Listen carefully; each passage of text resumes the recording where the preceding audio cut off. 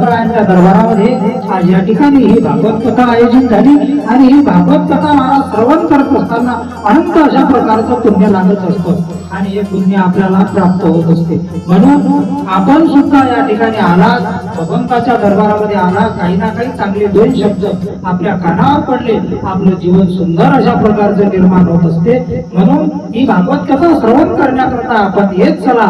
गावातले प्रतिष्ठित नागरिक आले पाहिजे, या ठिकाणी आपली मंडळी आली पाहिजे, सर्व या ठिकाणचे कार्यक्रमाकरता यायला पाहिजे। आणि हा जो महिना आहे हा पुरुषोत्तम मास, म्हणजे पुरुषोत्तम मास म्हटल्यानं अधिकम फलम अशा प्रकारचा हा महिना आहे।